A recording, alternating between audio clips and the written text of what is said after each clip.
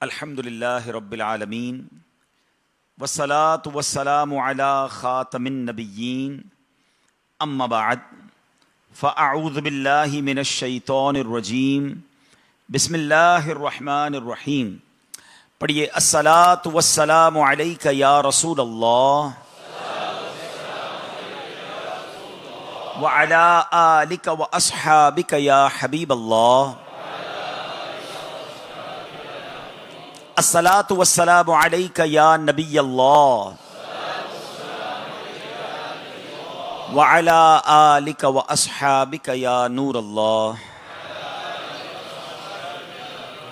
मेरे प्यारे प्यारे इस्लामी भाइयों और मदनी चैनल के नाजरीन, अल्हम्दुलिल्लाह दावत इस्लामी के आलमी मदनी मरकज़ फैज़ान मदीना में मुख्तलिफ़ शोबाए ज़िंदगी से ताल्लुक़ रखने वाले आशिकान रसूल की आमद का सिलसिला रहता है और उनकी तरबियत का, नेकी की दावत के ज़ौक़ को पैदा करने का अल्हम्दुलिल्लाह एक सिलसिला रहता है। आज अल्लाह की रहमत से शोबा तालीम से ताल्लुक़ रखने वाले मुझे बताया गया कि ऑलमोस्ट 35 यूनिवर्सिटीज़ की नुमाइंदगी करते हुए PhD स्कॉलर्स आए हुए हैं माशाल्लाह। यूनिवर्सिटीज़ और इंस्टीट्यूट्स के टीचिंग फैकल्टी के अहबाब आए हैं, इस्लामी भाई आए हैं। मैं आप सबको दावत इस्लामी के आलमी मदनी मरकज़ फैज़ान मदीना में वेलकम करता हूँ। अल्लाह करीम आपका, हम सब का यहाँ आना अपनी बारगाह में कबूल फरमाए। आपका वक्त देना, सफ़र करना, ख़र्च करना, तकलीफ़ उठाना, यकीनन सफ़र भी तकलीफ़ होती है, आप तशरीफ़ लाए हैं। मेरा रब आपको हर हर कदम पर इसकी बेशुमार बरकतें नसीब फरमाए। दुरूद पाक पढ़ने के बेशुमार फ़ज़ाइल व बरक़ात हैं। एक बड़ा ही ईमान अफरोज़ वाक़या बुज़ुर्गान दीन ने अपनी किताबों में लिखा और इसके बारे में, इस वाक़े के बारे में आता है। पहले मैं इसका रेफरेंस आपको दे देता हूँ। सआदतुद्दारैन बड़ी खूबसूरत किताब है, उसमें वाक़या मौजूद है कि अबू इसहाक उमर बिन हुसैन समरकंदी रहमतुल्लाहि तआला अलैह अपनी किताब रौनकुल मजालिस में आपने इस वाक़े को भी बयान किया कि बलख शहर में एक ताजिर रहता था। इसके दो बेटे थे।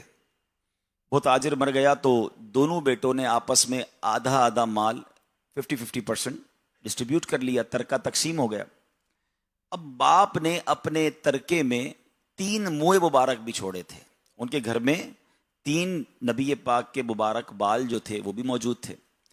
तो दोनों ने एक एक बाल ले लिया। अब एक मुए मुबारक बच गया तो बड़ा भाई कहता है कि इसको हाफ ऑफ कर लेते हैं, बीच से कट करते हैं, आधा आप रख लें, आधा मैं रख लेता हूँ। एवरीथिंग जब हमने 50% डिस्ट्रीब्यूट की है तो इसको भी इसी तरह सेग्रीगेट कर लेते हैं। मगर छोटा भाई जो था वो बड़ा बाअदब था, आशिक के रसूल था, तड़प गया। कहता बाखुदा ऐसा नहीं हो सकता, बाल को कैसे हम बीच से काटेंगे, ये तो उसका अदब नहीं है। तो बड़े भाई ने कहा कि अच्छा इतना प्यार है तुम्हें इनसे, तो ऐसा करो तीनों बाल मुबारक तुम रख लो, सारा माल मुझे दे दो। अब दुनियावी तौर पे बाज़ औक़ात कुछ लोगों को दुनिया की दौलत ही सब कुछ लग रही होती है, उन्हें लगता है कि ये मालो असबाब ही सब कुछ है। बल्कि अब तो सुना है ऐसे सो कॉल्ड मोटिवेशनल स्पीकर्स आ गए हैं जो बताते हैं दुनिया में कोई चीज़ अहमियत नहीं रखती सिवाय पैसे के। और अब लोगों को ये ट्रीटमेंट दिया जा रहा है, ये माइंडसेट बनाया जा रहा है। मैं कल एक अचानक मेरी नज़रों से एक क्लिप गुजरा कि जिसमें ये कहने वाला कह रहा था कि आप क्यों सोचते हैं कि बच्चे होंगे तो काम आएंगे, माल होगा तो काम आ जाएगा, बच्चों की क्या ज़रूरत है। यानी इस तरह की अब बातें हो रही हैं कि फैमिली रिश्तों की हाजत नहीं है, बाल बच्चों की हाजत नहीं है, जनाब अच्छे दोस्तों की हाजत नहीं है, सिर्फ पैसा ही सब कुछ है। ये शुरू से चला आ रहा है। कारून के नजदीक भी पैसा ही सब कुछ था ना। ऐसे बहुत सारे लोग गुजरे हैं जो सिर्फ माल के लिए जीते थे। अब भी बदकिस्मती से ऐसे लोग मौजूद होंगे। तो बहरहाल वो बड़ा भाई कहता है बहुत प्यार है तुम्हें नबी पाक के तबर्रुकात से, तो तीनों बाल तुम ले लो, तीनों मुए मुबारक तुम ले लो, सारे पैसे मुझे दे दो। उसने कहा मुझे मंजूर है। उसने सारे पैसे अपने भाई को दिए और नबी पाक के तीनों मुए मुबारक उसने अपने घर में रख लिए। अब उसने क्या किया, रोज सुबह जब वो घर से निकलता था तो पहले मुए मुबारक की बारगाह में हाजिरी देता, दुरूद पाक बड़े शौक से पढ़ता, अदब से पढ़ता। कुछ अरसा गुजरा। अच्छा आपको पता है तकदीर का चक्कर जब घूमता है, पहिया जब घूमता है तो अमीर गरीब होने में देर नहीं लगती, गरीब अमीर होने में देर नहीं लगती। ये बुजुर्ग जितने अगर बड़ी उम्र के यहाँ लोग बैठे हैं इनसे पूछे, इन्होंने कई बार देखा होगा कि बाज़ औक़ात ऐसा होता है कि ज़कात देने वाला ज़कात लेने वाला बन जाता है। ऐसे कई बार वाक़यात अचानक होते हैं, लोग इतना माल जमा करते हैं कोई एक हादसा हो जाता है। ज्यादा दूर क्यों जाते हैं, कोविड के जमाने में देख लें कि कोविड में कई लोगों की फैक्ट्रियां बंद हो गई, कई लोग बहुत नुकसान किया, और उसी कोविड में कई लोग अरबपति बन गए। तो ये चक्कर जब चलता है तो पता नहीं चलता। तो बहरहाल हुआ ऐसा कि बुजुर्गान दीन लिखते हैं कि वो जो बड़ा भाई था वो आहिस्ता आहिस्ता कंगाल होना शुरू हुआ। जिस माल के बलबूते पर उसने डिसीजन लिया था, उसका सारा माल खत्म हो गया। और अल्लाह ने छोटे भाई के अदब, दुरूद पाक की बरकत, नबी पाक के इश्क की बरकत से उसके छोटे से काम में बरकत ऐसी डाली कि वो मालदार हो गया। अच्छा, फिर क्या हुआ कि कुछ अरसे बाद जो ये छोटा भाई था, इसका इंतकाल हो गया। तो एक मर्द साले ने उस भाई को ख्वाब में देखा कि नबी पाक अलैहिस्सलाम उस छोटे भाई के साथ जलवा फरमा है, और हुजूर ने फरमाया लोगों से कह दो जिसको कोई हाजत हो तो इसकी कब्र पर आए, अल्लाह से दुआ करे, अल्लाह इसकी बरकत से उसकी दुआ कबूल फरमा लेगा। तो अब उसकी कब्र पर लोगों का आना शुरू हो गया। सुभान अल्लाह, इतना अदब हो गया लोगों के दिलों में कि उसकी कब्र के पास से कोई गुजरता तो लोग सवारी से उतर कर गुजर कर जाया करते थे। अब ये एक वाकया है मेरे प्यारे इस्लामी भाइयों, लेकिन ये बात तो तय है कि बाअदब बानसीब, बेअदब बदनसीब, कभी भी अदब का दामन नहीं छोड़ना है। और खास तौर पे जब नबी पाक अलैहिस्सलाम की निस्बत वाली चीजों की बात आ जाए, देखिए तबर्रुकात तो वो अजीम शय है, वो अजीम बरकत वाली चीज है कि अगर आप कुरान मजीद को पूरा पढ़ें, खाली सिर्फ सूरह यूसुफ की अगर आप तफसीर पढ़ लें तो हजरत यूसुफ अलैहिस्सलाम ने अपना कुर्ता भिजवाया था अपने वालिद साहब के लिए। हजरत याकूब की आंखों की बीनाई कमजोर हो गई थी। भाइयों ने जब बताया तो आप बड़े सैड हुए, बड़े अफसुर्दा हुए, और अपना कुर्ता दिया कि जाओ मेरे वालिद साहब की आंखों पर रख देना, अल्लाह इसकी बरकत से रोशनी अता फरमाएगा। मुझे बताएं, अगर तबर्रुक की अहमियत ना होती तो अल्लाह के एक नबी दूसरे नबी के लिए अपना कुर्ता क्यों भिजवाते? वहीं से बैठ के दुआ कर देते। वो अल्लाह के नबी थे ना, हमसे ज्यादा जानते थे। अच्छा, फिर इस वाक्य को रब कुरान में जिक्र फरमा रहा है, तो इसका मतलब रब की भी रिजा है, नबियों का भी तरीका है। और पता चला कि अंबिया, औलिया, बुजुर्गान दीन से निस्बत रखने वाली चीजों में अल्लाह ने बड़ी बरकत रखी है। तो अगर नबी पाक से निस्बत रखने वाली चीज, मुँह मुबारक किसी के पास हो या कोई भी ऐसी चीज हो, तो अल्हम्दुलिल्लाह इसकी बरकतें नसीब होती हैं। अल्लाह पाक हमें अदब वालों में जिंदगी गुजारने की तौफीक अता फरमाए। कहते ना, इल्म पढ़या पर अदब न सखिया। कुछ लोग बहुत कुछ पढ़ लेते हैं मगर अदब नहीं होता है। इल्म पढ़या पर अदब न सिखिया, की लेना इल्म नू पढ़ के हूं, तस्बी फिरी पर दिल न फिरया। की लेना तस्बी पढ़ के हूं। तो काश ये बात समझ आ जाए कि बहुत सारे फैसले जो है ना जिंदगी के, वो अदब के साथ, इश्क के साथ करने वाले होते हैं। हर चीज लॉजिकली और अकल से डिसाइड नहीं की जाती। हजरत इब्राहिम अलैहिस्सलाम का वाकया आपको याद होगा। लॉजिक तो कहती थी कि आग में जाएंगे तो जल जाएंगे, क्योंकि आग इतनी बड़ी थी कि there were no fly zone on that time, परिंदा भी ऊपर से नहीं गुजर सकता था। मगर अकल कहती थी कि रुक जाओ, जल जाओगे। और इश्क क्या कहता है? सुभान अल्लाह, शायर मशरिक लिखते हैं ना, बेखतर कूद पड़ा आतिशे नमरूद में इश्क। ये अकल ने डिसाइड नहीं किया था, ये इश्क का फैसला था। बेखतर कूद पड़ा आतिशे नमरूद में इश्क। अकल थी महवे तमाशाए लबे बाम, अभी अकल तो अभी सोच ही रही थी, हाँ इश्क ने फैसला कर दिया। और पंजाबी शायर बड़ी प्यारी बात कहते हैं, कहते इश्क दे चले ही नंबर ले गए, अकल मंदा एवं ही उमरा गालियां। हर चीज लॉजिक से, अकल से नहीं होती है। हमने अल्हम्दुलिल्लाह ईमान जो लाए हैं ना, अगर आप गौर करें, अनसीन नॉलेज पर ईमान है हमारा। भाई हमने अल्लाह को कहां देखा है? हम मानते हैं अल्लाह एक है। हमने नबी पाक अलैहिस्सलाम से भी मुलाकात नहीं की, हम मानते हैं वो अल्लाह के आखिरी नबी हैं। हमने नहीं देखा जिब्रील अमीन कुरान लेकर नाजिल होते थे, हम मानते हैं कुरान अल्लाह की किताब है और जिब्रील लेकर आते थे उसको नबी पाक की बारगाह में। हमने कयामत नहीं देखी, कयामत पर ईमान है। जन्नत नहीं देखी, जन्नत पर ईमान है। दोज़ख नहीं देखी, हम मानते हैं कि दोज़ख भी है। तो अब जब इतनी अनसीन चीजों पर हम ईमान ले आए, इतनी गैब पर ईमान, हम तो पढ़ते हैं आमनतु बिल्लाही, हम तो ईमान लाए हैं गैब की चीजों पर, उसकी किताबों पर, फरिश्तों पर, नबियों पर। लेकिन उसके बाद अब आज के दौर में कहते हैं ना कि लॉजिक की चाबियां तलाश की जा रही हैं शरीयत को और दीन को समझने के लिए। मेरे प्यारे इस्लामी भाइयों, इस वाक़े से भी सबक ये मिल रहा है, एक तरफ माल था, एक तरफ इश्क था, एक तरफ बेअदबी थी, एक तरफ अदब था। अल्हम्दुलिल्लाह, अल्लाह उन लोगों को बड़ा नवाजता है। लॉजिक तो कहती थी, कैलकुलेटर तो ये कहता था पैसे पकड़ लो डबल हो जाएंगे, मल्टीप्लाई होंगे, हर साल मल्टीप्लाई होंगे, जितने पैसे होंगे। लोग कहते हैं पैसा पैसे को ले आता है। रब चाहेगा तो लाएगा ना, देने वाला तो वही है ना, रज़्ज़ाक तो वो है। यही यही शैतान यही कैलकुलेशन, यही लॉजिक्स ज़कात देने में रोकने में इस्तेमाल करवाता है कि यार आप ज़कात दोगे तो पैसे कम हो जाएंगे, सदका दोगे तो पैसे कम हो जाएंगे। और करें ना, अगर 1 लाख रुपए हैं और 2,500 रुपए हम ज़कात दे रहे हैं तो ऑब्वियसली 97,500 बच जाएंगे। कैलकुलेटर तो कह रहा है कम हो गए और अल्लाह का वादा है बढ़ेंगे। नबी पाक फरमाते हुए अल्लाह की कसम खाकर कहता हूं, अल्लाह की राह में खर्च करोगे माल कम नहीं होगा। तो एक तरफ प्यारे आका का फरमान है, एक तरफ सदके के फजाइल हैं और अल्लाह बढ़ाता है, अल्लाह कुरान में फरमाता है। अकल और कैलकुलेटर कहता है कम हो रहा है, फैसला किससे करोगे? एक आपका मेरा कैलकुलेटर है, एक रहमत इलाही का कैलकुलेटर है। और ये अच्छा, एक तो ये ना कि ये सिर्फ हम किताबी बातें कर रहे हो, जितने बैठे हैं यहाँ पर, मुझे जितने लाइव सुन रहे हैं मदनी चैनल पर, किसी से भी पूछ लें, जिसने ज़कात सही तरीके से पूरी अदा की है, पैसे कम हो गए ना। Whenever you pay your ज़कात, your capital become lower, कम होगी, मगर अगले साल आप कैलकुलेट करें वो ज्यादा ज़कात दे रहा होगा। आंखों के सामने अगले साल माल बढ़ जाता है, उसकी ज़कात बढ़ी रही है, जो ज़कात दे रहा है वो इंक्रीज ही हो रहा है। तो रहमत का कैलकुलेटर कुछ और है। ये बात बहुत जरूरी है क्योंकि ये पढ़े लिखे तबकों में, यूनिवर्सिटीज में, कॉलेजेस में, स्टूडेंट्स में, टीचर्स में ये पेनिट्रेट की जा रही है बात कि जनाब लॉजिक की बात करो यार, ये कैसे हो सकता है? ये कुरान में बेशक लिखा है। अच्छा, अब डायरेक्ट इस्लाम को बुरा भला तो कह नहीं सकते, मादअल्लाह अल्लाह पर एतराज तो कर नहीं सकते, कुरान पर ऑब्जेक्शन तो कर नहीं सकते। अब लॉजिक के जरिए डाउट्स पैदा किए जा रहे हैं कि जनाब कुरान बेशक कह रहा है शरीयत में होगा, लेकिन हमारी अकल नहीं मानती। तो हमने अकल पर तो ईमान लाए नहीं है भाई, हैं? अच्छा, मुझे एक बात बताएं, आप माशाल्लाह यूनिवर्सिटी से हैं, कोई पीएचडी कर रहा है, कोई अपना थीसिस लिख रहा होगा, कोई आप टीचर्स होंगे, बड़ी बड़ी डिग्रियां आपके पास होंगी, लेकिन जो आज आप पढ़ रहे हैं, आज से 20 साल पहले आपको समझ आता अगर आपको वही चीजें दे दी जाती?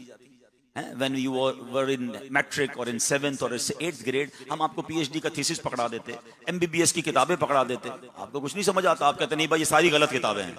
आप कहते नहीं गलत नहीं है, मेरी इंटेलेक्चुअल अभी वहां पहुंचा नहीं है, अभी मेरी अकल वहां तक पहुंची नहीं है, मुझे एक स्टेप्स तय करने होंगे, तब मैं जाकर ये डॉक्टर की और पीएचडी की किताबें समझूंगा। कमाल ये दुनिया में ये बात सबको समझ आती है कि अकल के दर्जे होते हैं, टाइम लगता है मुश्किल चीजों को समझने में, और हम जैसा नाकिस इंसान कुरान पर एतराज करेगा, शरीयत के अहकाम पर लॉजिक तलाश करेंगे। हमारी तो अप्रोच ही नहीं है ना। काश ये बात समझ आ जाए कि रब का कलाम है, अगर समझ नहीं भी आ रहा, मेरा काम मानना है, मैं बंदा हूं, मैंने कलमा पढ़ा है, मैंने इस्लाम कबूल किया। इस पहले ही वाक़े से हमें ये बात सीखनी और समझने को मिल रही है। तो मेरे प्यारे इस्लामी भाइयों, यहाँ एक और खूबसूरत बात भी इस वाक़े से सीखने को मिली कि दुरूद पाक, इसकी बड़ी फजीलत है। ये कसरत से पढ़ते रहा करें। हाँ, रोजी में बरकत होनी है, इज्जत में बरकत होनी है, आप रिलैक्सेशन फील करेंगे, आपके प्रॉब्लम्स एंड क्लैमिटीज दूर होना शुरू हो जाएंगे, और फिर आखिरत के खजाने तो अलग जमा हो रहे हैं ना। तो चलते फिरते उठते बैठते दुरूद पाक की कसरत किया करें। आइए मिलकर मोहब्बत के साथ बाआवाज़ बुलंद दुरूद पाक पढ़ लीजिए। सल्लू अलल हबीब सल्लल्लाहु तआला अला मुहम्मद सल्लल्लाहु अलैहि वसल्लम। आज अल्हम्दुलिल्लाह जिस मौजू पर मैंने चंद बातें आपसे करनी है, कुरान मजीद फुरकान हमीद, ये वो अजीम किताब है, ला रैब किताब है, जिसकी हिफाजत का वादा खुद रब ने फरमाया है। हर लफ्ज रहमत है, शिफा है, बरकत है और खजानों से भरा हुआ है। और मैसेज किसका है? अल्लाह का पैगाम है। और हम देखें कि हमारा कुरान से इंटरेक्शन क्या है। यकीन करें ये ऐसी किताब है, ये कुरान से जो दोस्ती करता है ना, वो कभी महरूम नहीं रहता है। कुरान उसको दुनिया में भी नवाजता है, कब्र में भी नवाजता है और कयामत के दिन भी नवाजेगा। एक बार एक सहाबी रसूल है हजरत साबित बिन कैस रदी अल्लाह, रात के वक्त उनका घर ऐसे चमकता था जैसे चराग रोशन हो। अब याद आपको जानते हैं कि उस जमाने में तो लाइट नहीं थी, मोर देन 1400 ईयर्स अगो उनके सारी रात घर चमकता था। तो साहबा किराम एक बार नबी पाक की बारगाह में हाजिर हुए, कहते या रसूल अल्लाह सल्लल्लाहु अलैहि वसल्लम, साबित बिन कैस का घर सारी रात चमकता है, ऐसा चमकता है जैसे चराग चमकता है। नबी पाक अलैहिस्सलाम ने राइट है, पता है क्या जवाब दिया? आका अलैहिस्सलाम ने फरमाया कि हो ना हो साबित बिन कैस रोजाना रात को सूरह बकरा की तिलावत करते होंगे। साहबी आए और पूछा कि क्या वाकई आप रात को सूरह बकरा पढ़ते हैं? कहते हैं हाँ, मैं रोजाना रात को सूरह बकरा पढ़ता हूं। यानी ये वो कुरान पाक है कि जिसकी तिलावत करें तो घर नूरुन अला नूर बन जाता है, फरिश्तों का नुज़ूल होता है। If you need to be with angels, हैं? आपको कोई कहे कि मैं फला मिनिस्टर के साथ उठता बैठता हूं, कोई कहे मेरे जनाब फला professor, one of the top professor से राब्ते हैं, कोई कहे मेरे फला टॉप लेवल के बंदे से मैं उससे मेरी बड़ी अच्छी मीटिंग्स होती हैं। आप कहेंगे यार बड़ी बात है, इतने बड़े आदमी से राब्ता है। और कोई कहे कि मैं रोज फरिश्तों के साथ बैठता हूं, एंजल्स के साथ मेरी कंपनी है, तो आप तो कहेंगे ना कमाल हो गया, फरिश्तों के साथ तुम्हारी कैसे सोहबत हो गई। वल्लाही कुरान पढ़ो, कुरान पढ़ने पर फरिश्तों का नुज़ूल होता है। हाँ, ये हदीसों में मजमून मिलता है। बल्कि एक सहाबी है हज़रत उसैद बिन हुदैर रदी अल्लाह तआला, हज़रत उसैद बिन हुफैर या हज़रत उसैद बिन हुदैर रदी अल्लाह तआला, वो कहते हैं एक बार मैं तिलावत कर रहा था, सूरह बकरा ही पढ़ रहे थे। ये बड़ी कमाल की सूरत है, इसका विर्द करते रहना चाहिए। तो सूरह बकरा पढ़ रहे थे, तो कहते मेरे घर के बाहर सहन था, उसमें घोड़ा उछलने लगा। तो मैं थोड़ा हैरान हुआ, तो फिर मैंने तिलावत थोड़ी देर के लिए रोक दी। घोड़ा भी काम डाउन हो गया, फिर तिलावत की, फिर घोड़ा बिदकने लगा, फिर मैं काम डाउन हो गया, रुका तो घोड़ा काम डाउन हो गया। मुझे डर ये था कि बच्चा मेरा साथ ही खेल रहा था, ये घोड़ा उछलते उछलते कहीं बच्चे को नुकसान ना पहुंचा दे। तीसरी बार जब ऐसा हुआ तो मैं बाहर निकला और अपने बच्चे को उठाया। कहते जब मैंने बच्चे को पिक किया ना, तो मैंने आसमान पर नजर की, तो अजीब मंजर था आसमान पर, फानूस कुमकुमे, पूरा आसमान भरा हुआ है रोशनियों से। मैं हैरान हो गया कि ये कैसा मंजर है। कहते सुबह बारगाह रिसालत में हाजिर हुआ तो नबी पाक फरमाते, ए उसैद, वो फरिश्ते थे जो तुम्हारी तिलावत सुनकर नीचे आ रहे थे। अगर तुम तिलावत जारी रखते तो सुबह सारा शहर जो है, सारे लोग फरिश्तों की जियारत कर लेते। ये है कुरान। कुरान का हर हर लफ्ज शिफा है, उसकी हर हर लफ्ज में नेकी है। प्यारे आका अलैहिस्सलाम फरमाते हैं, मैं नहीं कहता अलिफ लाम मीम एक हर्फ है, अलिफ एक हर्फ है, लाम एक हर्फ है, मीम एक हर्फ है। ईच एंड एवरी वर्ड हमें नेकियां दिलाता है, हमें बरकतें लाता है, peace of mind, peace of heart मिलता है कुरान से। और कुरान की कुछ आयतें तो इतनी इम्पैक्टफुल हैं, ऐसा असर डालती है। और सहाबा किराम अलैहिम रिदवान, सुभान अल्लाह, ये सिर्फ याद रखिएगा हमारा कुरान से इंटरेक्शन है, मगर क्या है, दुकान पे खत्म करवाना है तो कुरान चाहिए, नया घर लेना है, नया घर लिया तो कुरान खानी करवानी है, वो घर में किसी की बरसी है तो कुरान खानी करानी है। अच्छा, इसमें भी इतनी कुरान से दूरी है कि सम टाइम घर में कुरान खानी हो रही होती है, जिसके घर में कुरान खानी होती है उस वक्त भी कुरान नहीं पढ़ रहा होता, तो दोस्तों के साथ बैठा होता है। बच्चों का काम है, मदरसे के बच्चे आएंगे मेरी दुकान पे कुरान पढ़ लेंगे, मदरसे के बच्चे आएंगे अब्बू के 40वें पे कुरान पढ़ लेंगे। हम कब पढ़ेंगे? लेकिन याद रखिए, कुरान सिर्फ ये किताबुल तिलावा नहीं है, ये रीडिंग ओनली रीडिंग बुक नहीं, यकीनन तिलावत का सवाब है, ये किताबुल अमल भी है। ये पढ़कर हमने रिएक्ट भी करना है, अमल भी करना है। और सहाबा कैसा रिएक्ट करते थे, कुरान नाजिल होता था अमल शुरू कर देते थे। आपको याद नहीं, जब शराब की हुर्मत का हुक्म नाजिल हुआ, जिसके हाथ में जाम था उसने जाम तोड़ दिया, बर्तन तोड़ दिए शराब की, ऐसा लगता था मक्के की गलियों में शराब बह रही है, लोगों ने अपने बर्तन उसी वक्त तोड़ दिए। लब्बैक, हुक्म आया, रेडी टू ओबे। हम कभी कुरान पढ़ते पढ़ते ऐसा हुआ कि हुक्म आया और मैंने कहा बस आज से शुरू, आज से खत्म, आज से डिसाइड हो गया, अल्लाह ने फरमा दिया लब्बैक। सबसे बड़ा इशू यह है कि कुरान पढ़ते ही नहीं है, पढ़ते हैं तो अंडरस्टैंड नहीं करते। अच्छा, अंडरस्टैंड हो जाए तो फिर रिएक्ट नहीं करते, अमल नहीं करते। चौथे पारे की पहली आयत जब ये नाजिल हुई ना, फर्स्ट आयत ऑफ द फोर्थ पारा, बिस्मिल्लाहिर्रहमानिर्रहीम, लन तनालुल बिर्रा हत्ता तुनफिकू मिम्मा तुहिब्बून। बुखारी शरीफ की हदीस है। हजरत अबू तलहा अंसारी रदी अल्लाह तआला, बड़े मालदार साहबी थे, इनको अपने सारे प्रॉपर्टी में बेरोहा एक बाग बड़ा पसंद था। जैसी ये आयत नाजिल हुई ना कि तुम हरगिज भलाई को नहीं पहुंच सकते, what is the translation of this आयत? One of the beautiful and impactful आयत ऑफ कुरान। जरा गौर से सुनिएगा, हिला के रख देती है एक आयत। अल्लाह फरमाता है भलाई चाहिए ना, तुम हरगिज भलाई को नहीं पहुंच सकते जब तक राहे खुदा में अपनी प्यारी चीज खर्च ना करो। The best in your wealth, जो तुम्हें पसंद है। पढ़ा ना, हमने भी पढ़ा, कई बार पढ़ा होगा। हजरत अबू तलहा अंसारी ने पढ़ा, राइट अवे नबी पाक की बारगाह में आते हैं, कहते हुजूर मेरी प्रॉपर्टी में जो सबसे प्यारी चीज है मेरा बेरोहा बाग है, हुजूर ये बाग अल्लाह की राह में सदका करता हूं। किसी साहबी ने पढ़ा नबी पाक की बारगाह में, कहा हुजूर बहुत सारे घोड़े हैं मगर ये घोड़ा बहुत पसंद है, बेस्ट है, अल्लाह की राह में देता हूं। यानी इस तरह आ के साहबा किराम ने ये डिसीजंस लिए। कभी ऐसा हुआ कि हम कुरान पढ़ें और हमारे दिल में ऐसा असर हो जाए कि हम राइट अवे डिसीजन लेने वाले बन जाएं कि बस मेरे रब ने फरमा दिया ना। अब यहां तो हमारा तो हाल ही बुरा है। अगर इसी एक आयत को हम थोड़ा सा कंटिन्यू करें, हम खर्च करते भी है तो क्या करते हैं, जो घटिया है, जो फेंकने वाला है, जो हमारे काम का नहीं है। खाना बच गया तो अल्लाह की राह में देंगे, कपड़े पुराने हो गए तो गरीब याद आएगा। वॉट एवर जो चीज हमारे काम की नहीं है वो अल्लाह की राह में भेज रहे हैं। जरा गौर करें, भेज किसकी बारगाह में रहे, अल्लाह की बारगाह में। अल्लाह को नहीं पहुंचता हमारा खाना, कपड़े, पैसे, वहां नीयत पहुंचती है। मगर कैसी नीयत पहुंच रही है कि अल्लाह तुझसे मोहब्बत इतनी है कि जब काम का नहीं रहेगा तो तेरी राह में दूंगा। खुद सोचिए, अपने प्यारे को, अपने बच्चे को, अपने महबूब को जो सबसे ज्यादा पसंदीदा हो, क्या देते हैं तोहफे में, ब्रांडेड, सबसे अच्छा। यार दोस्त की शादी है, बच्चे की बर्थडे है, मेरी वाइफ, मेरी फैमिली को जनाब गिफ्ट देना है, बेस्ट देना है। मैं नहीं कहता ना दे, अच्छा दे, मगर अल्लाह की राह में देना है। तो जो मेरे काम का नहीं है, जुराब में सुराख हो गया, जैकेट पुरानी हो गई, रजाई फटने लगी, खाना बच गया, फिर अल्लाह की याद में देने की बारी आएगी। कब वो दिन आएगा कि मैं पहले अल्लाह की राह में दूं फिर खाना खाऊं, कि यार आज घर में अच्छा खाना बनाए, पहले किसी गरीब को खिलाऊं फिर मेरे बच्चे खाएं। ऐसा नहीं हो सकता। यकीन करें, किसी दिन करके देखें ये। हाँ, आप किसी दिन ये करके देखें कि बेस्ट पहले अल्लाह की राह में दूंगा फिर मैं इस्तेमाल करूंगा। अपने अभी सर्दियां आ रही हैं, हम अपने बच्चों के लिए हो सकता है स्वेटर खरीदेंगे, जुराबे खरीदेंगे, गरम अंडे लेकर जाएंगे, नट्स लेंगे, जिसको अल्लाह ने जैसा नवाजा है। क्या कभी ऐसा नहीं हो सकता कि थोड़े से यार यही चीजें मैं अपने किसी मुलाजिम के बच्चे को, किसी पड़ोसी के बच्चे को भी खिला दूं? 2 स्वेटर ले रहा हूं, 3 ले लेता हूं, मैं नहीं कहता बहुत ज्यादा लें, लेकिन कभी बेस्ट देकर देखो, फिर जो उसके दिल से दुआ निकलनी है ना, फिर जो बरकतें आपको मिल, क्योंकि कुरान में रब ने फरमा दिया ना, this is the way to obey the Quran, the commandment of Quran, लन तनालुल बिर्रा हत्ता तुनफिकू मिम्मा तुहिब्बून। तुम भलाई को नहीं पहुंच सकते जब तक अल्लाह की राह में प्यारी चीज खर्च ना करो, व्हिचएवर यू डिजायर, जो आपको बहुत पसंद है।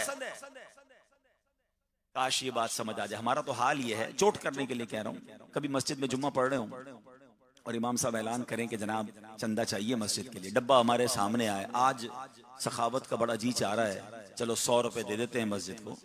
जेब से वॉलेट निकाला और वॉलेट में 2 नोट है, एक 100 रुपए का कड़क वाला और एक 100 रुपए का पुराना फटरे वाला। सच बताएं कौन सा डब्बे में डालें? अच्छा, वो जो नया वाला वो 102 रुपए का नहीं, वो भी 100 रुपए का ही है, लेकिन अल्लाह की राह में देना है ना, तो नोट भी पुराना देना है। इससे इंटेंशन जाहिर हो रही है कि मुझे मोहब्बत कितनी है अल्लाह की राह में देने से।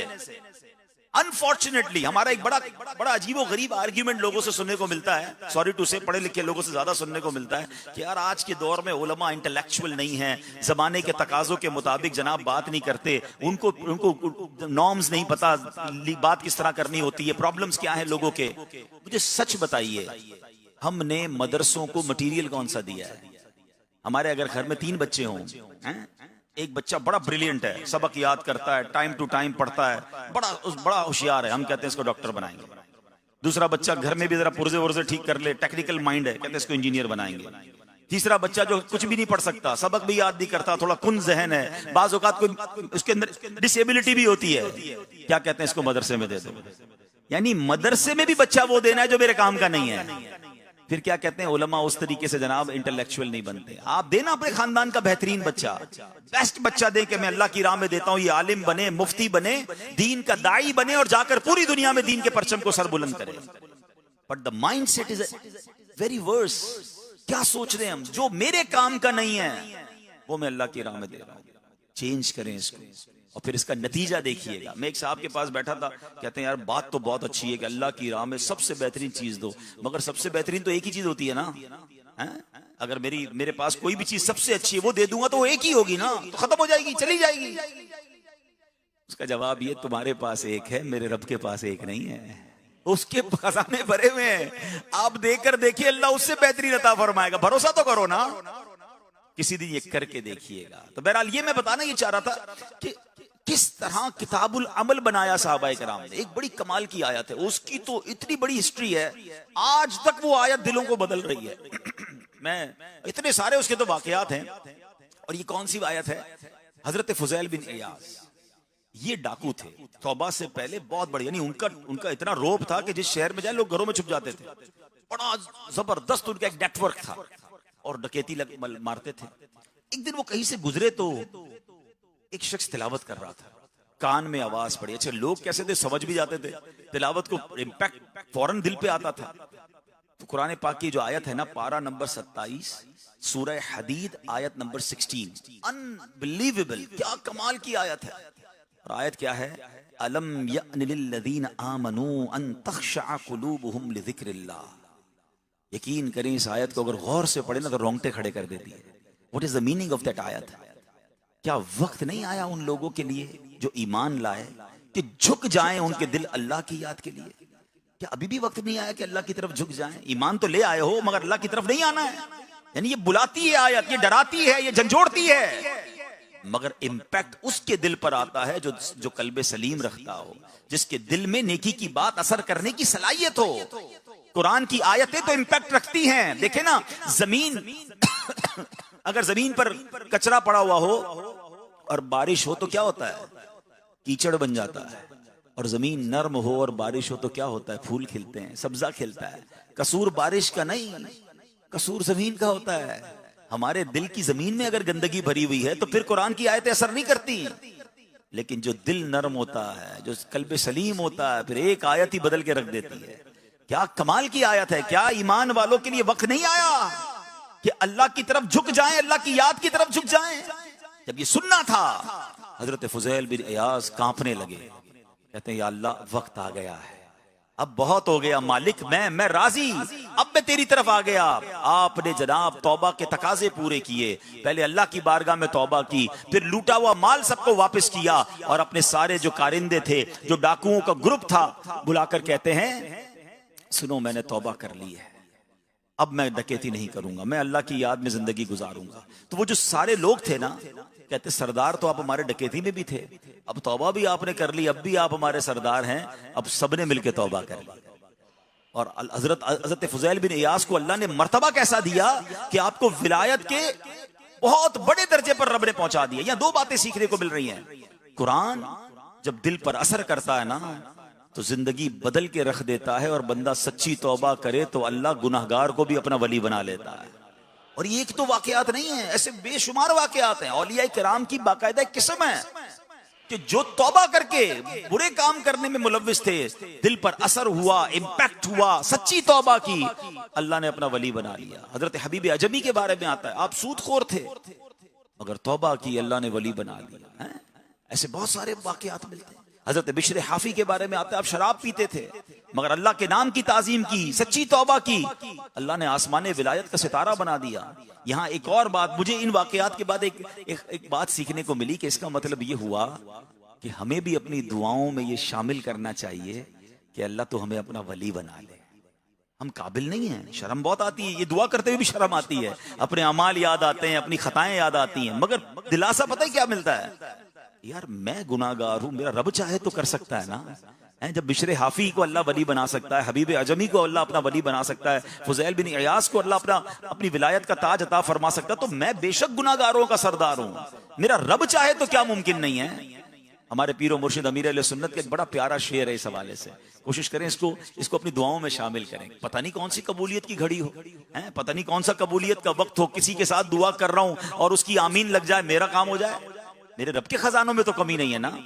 वो दुआ करते हैं, तू अपनी विलायत की खैरात दे दे, तू अपनी विलायत की खैरात दे दे, मेरे गौस का सिताया इलाही, मेरे गौस का सिताया इलाही, बना दे मुझे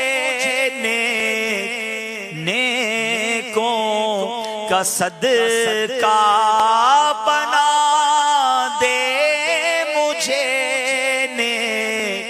नेकों का सदका, गुनाहों से मुझको बचाया इलाही, गुनाहों से हमको बचाया।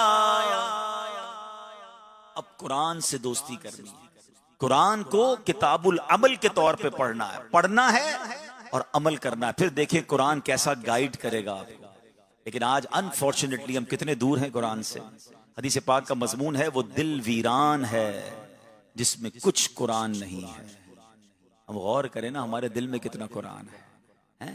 और कुरान की बातों पर अमल करना है, एक्सेप्ट करना है। माद अल्लाह कुरान पर जो ऑब्जेक्शन करते हैं, अकल के घोड़े दौड़ाते हैं, वो बर्बाद हो जाते हैं। मसनफी शरीफ में मौलाना रूम ने एक वाकया लिखा कि एक बार फलसफी कहीं से गुजर रहा था। अकल के जो सिर्फ अकल के पीछे चलने वाले होते हैं ना, उसने कुरान पाक की एक आयत सुनी। सूरह मुल्क में आपने ये कई बार आयत सुनी होगी, आखिरी आयत है सूरह मुल्क की। क्या आयत है? कुल अरअयतुम इन अस्बह माउकुम गौरन फमन यातीकुम बिमाइन मईन। आसान तर्जुमा कुरान कंजुल इरफान। तुम फरमाओ भला देखो तो अगर सुबह को तुम्हारा पानी जमीन में धंस जाए तो वो कौन है जो तुम्हें निगाहों के सामने बहता हुआ पानी ला दे। अल्लाह ने अपनी कुदरत का यहां इज़हार किया है। हालांकि इस आयत को पढ़ने के बाद बेहतर यह कि बंदा क्या पढ़े? अल्लाह रब्बुल आलमीन, रब है, अल्लाह है, जो वो चाहे तो वो पानी बाहर निकाल सकता है। मगर फलसफी था, लॉजिक से ही चलता था, अकल के पीछे चलना है। कहता इसमें क्या बड़ी बात है, पानी अगर नीचे चला जाए तो हम मशीनों से निकाल लेंगे, बोरिंग कर लेंगे, इसमें अल्लाह की कौन सी शान है। माद अल्लाह कुरान पर एतराज। रात सोया, मौलाना रूम लिखते हैं, ख्वाब में एक बड़ा ताकतवर शख्स आया और एक जोर का चांटा उसके मुंह पे मारा। ऐसा चांटा मारा कि दोनों आंखें बाहर निकली और आंखों में जो नूर का एक एक कतरा पानी होता है, जिससे जैसे हम देखते हैं, वो पानी के 2 कतरे गिरे और जमीन में जज्ब हो गए। फरमाया ला अपनी मशीनरी, ला अपनी टेक्नोलॉजी और ये 2 कतरे पानी के निकाल कर फिर आंखों को रोशन करके बता। सुबह हुआ तो आंखें फूटी हुई थी और नजर कुछ नहीं आ रहा था। तो ऐ मेरे प्यारे इस्लामी भाइयों, कभी भी शरीयत के मामलात में ना समझ आए, लब्बैक कहें। ये बात तो अब साइंस भी प्रूफ कर दी है। आप पढ़े लिखे लोग हैं, मुझे बताएं 100 साल पुरानी थ्योरी आज साइंस कहती है वो गलत थी। अब 100 साल पहले वाला बंदा कहे साइंस तो ये कह रही है, कुरान ये कह रहा है। भाई कुरान बदलने वाला नहीं है, साइंस तो हर गुजरते दिन के साथ बदल रही है।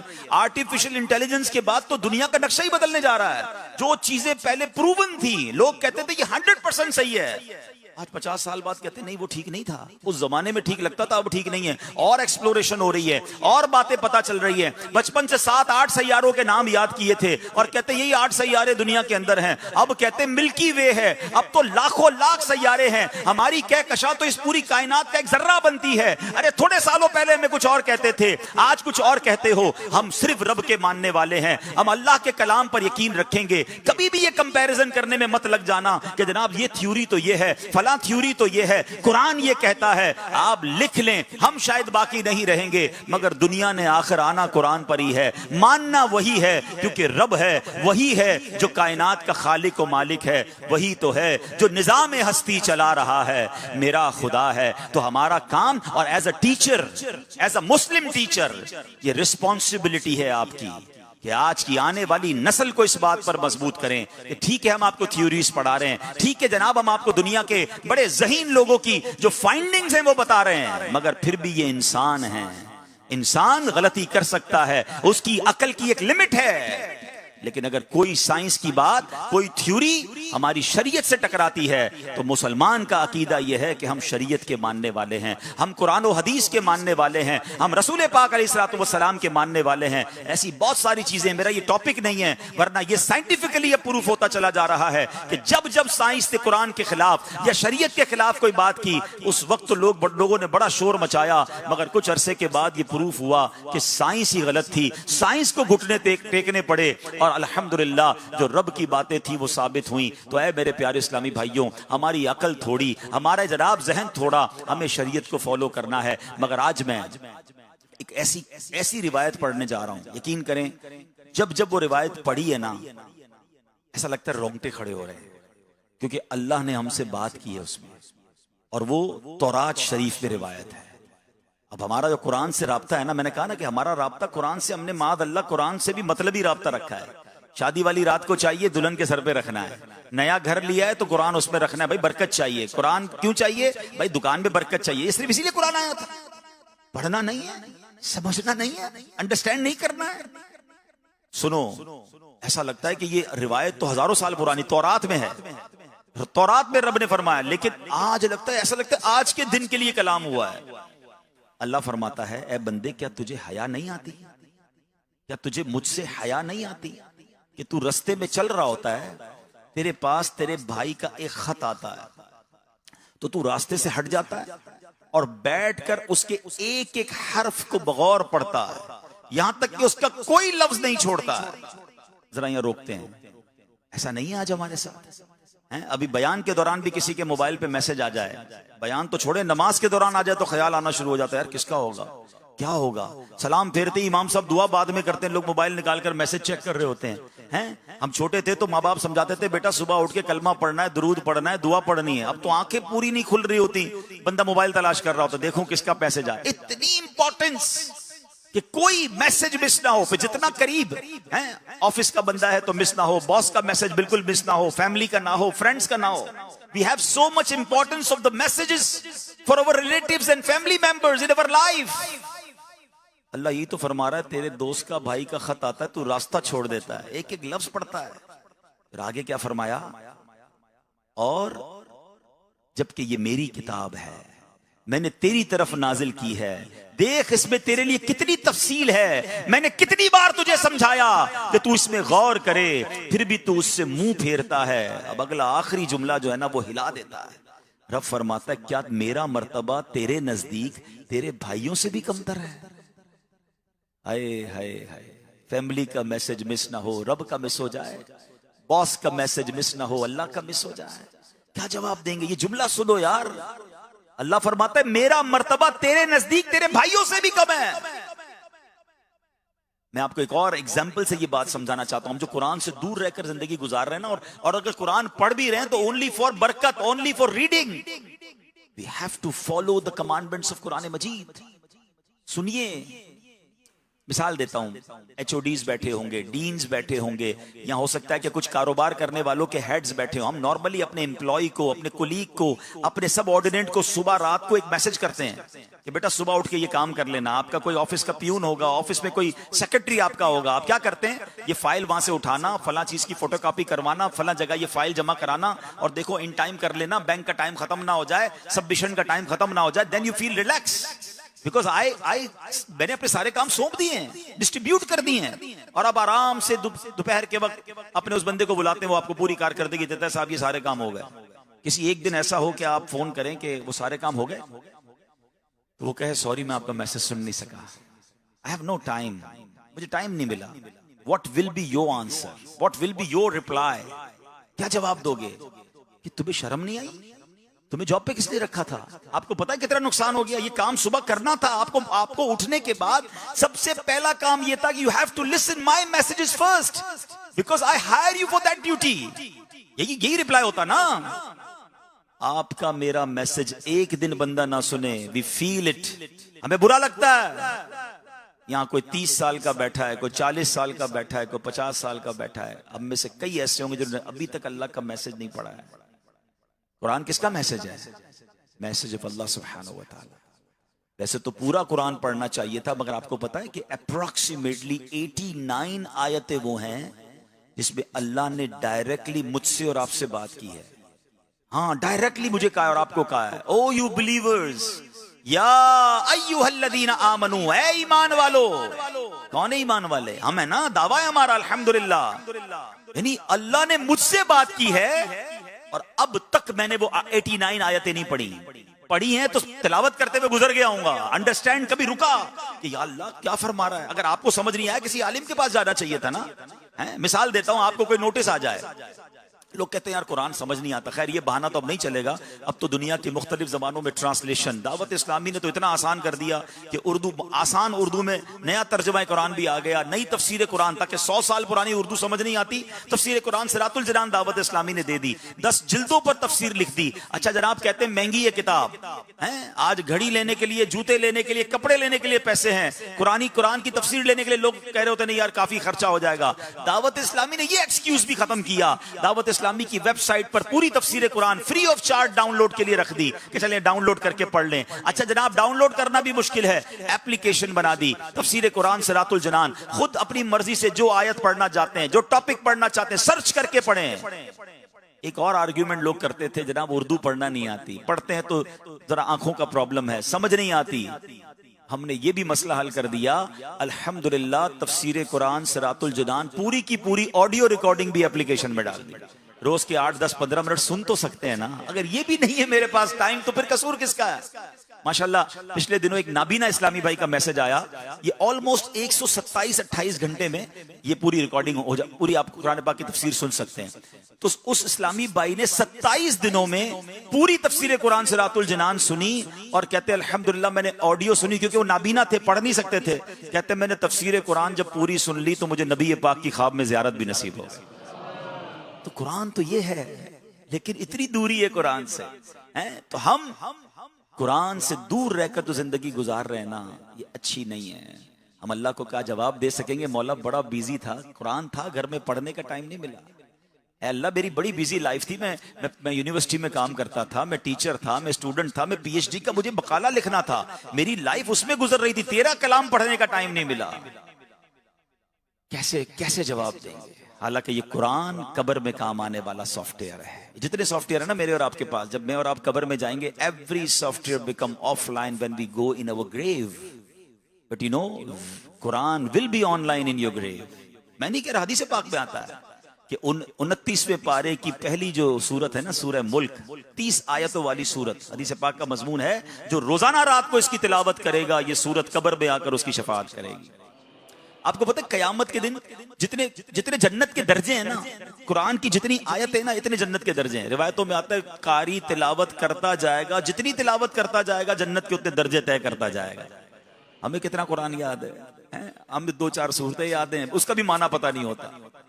तो प्लीज एटलीस्ट हमें ये 89 आयतें पढ़नी चाहिए, इसको डीपली पढ़ना चाहिए, क्योंकि ये अल्लाह ने आपसे बात की है जी, डायरेक्टली अल्लाह ने मुझसे और आपसे बात की है। अब इसमें भी देखिए दावत इस्लामी कमाल की तहरीक है। आप कहें जनाब ये 89 आयतें पूरे कुरान में कहां ढूंढूंगा? पूरी 89 कमोबेश आयतों को अलग किया, इसकी पूरी एक बुकलेट जारी कर दी, उसका नाम ही रखा है ईमान वालों।